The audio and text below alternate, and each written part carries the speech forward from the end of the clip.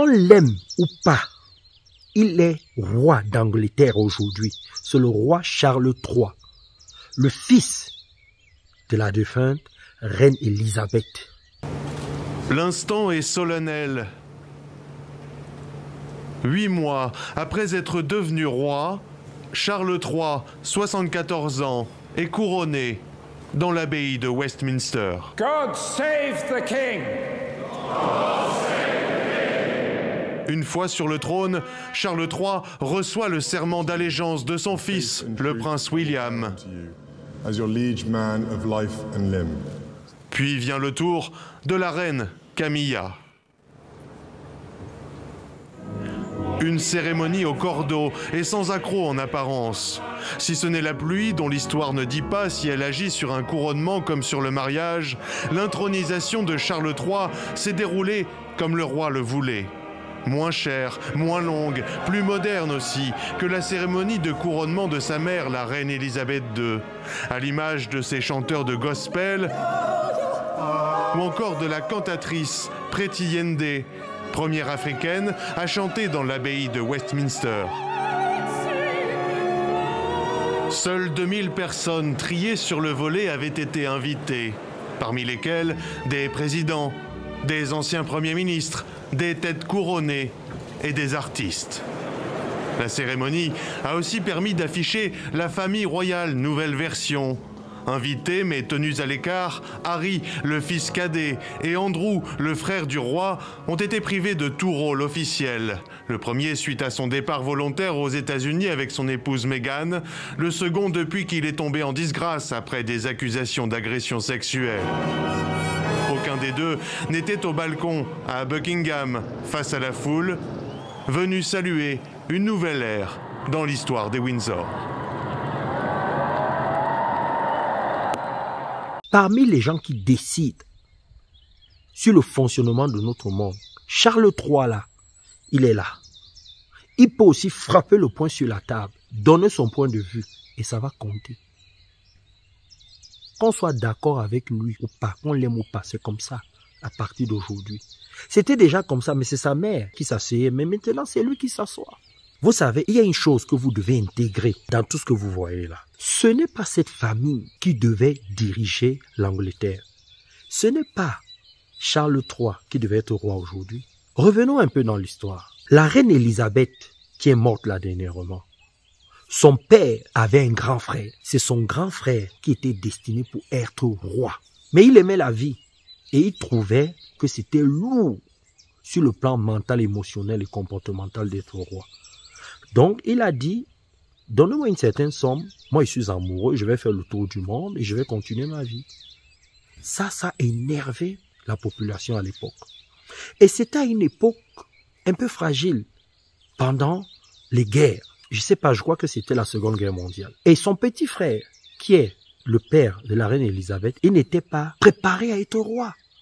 Donc, il a appris sur le tas et pendant la période de la guerre. Et il est mort jeune. Je crois qu'il avait une tuberculose. Rectifiez-moi parce que je me rappelle plus trop de cette histoire-là. Et quand il est mort, c'est la reine Elisabeth qu'on a tous connue qui a pris les rênes. Elle était jeune. Ce qui fait qu'on a beaucoup aimé cette reine-là. Et elle a vécu longtemps. Donc, les gens se disaient, Charles ne sera jamais roi. Sa maman est toujours en vie. La preuve, il est devenu roi à 113 ans. Oui.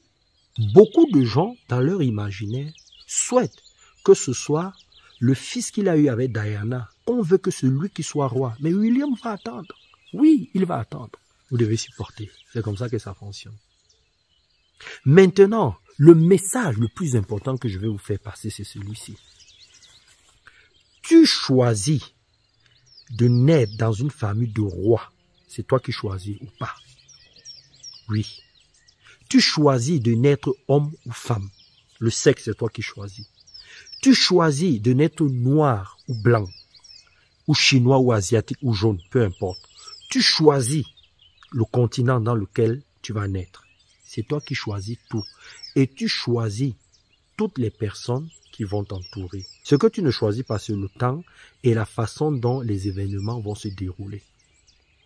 Et tout ça, ça se passe dans l'au-delà, dans une autre dimension. Ce sont des choses que la logique ne peut accepter. Parce que la logique a son processus. Et la vie spirituelle aussi a son processus. C'est pour ça que dans l'école de spiritualité, on va vous enseigner tout cela et vous allez voir comment ça fonctionne. Vous allez expérimenter ça dans vos vies personnelles et professionnelles. Maintenant, écoutez-moi bien. Quand tu meurs, tu vas dans une dimension qui n'est pas une dimension physique. Dans cette dimension-là, selon la dimension dans laquelle tu te trouves, quand tu décides de revenir, c'est là que tu fais ton choix. Et toutes les personnes qui vont composer ton environnement. Et ça se passe comme ça pour toutes les personnes qui meurent. Selon ce que tu veux accomplir, tu choisis ta famille. En quelque sorte, tout a déjà été écrit, mais pas complètement, en partie. 50% est déjà écrit, les autres 50% dépendent du comportement que tu mettras en place dans le monde physique. C'est la raison pour laquelle je vais vous demander de commencer à préparer votre vie, ici et maintenant, et votre future vie. C'est-à-dire la vie après la vie-ci.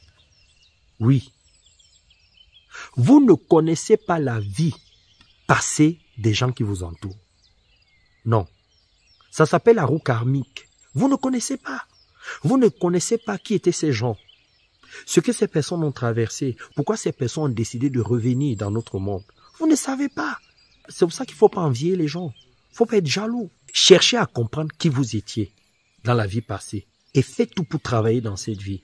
Ça va vous amener au top. Ok? Dans l'école de spiritualité, on vous montre étape par étape comment ça fonctionne. On vous permet d'expérimenter ça.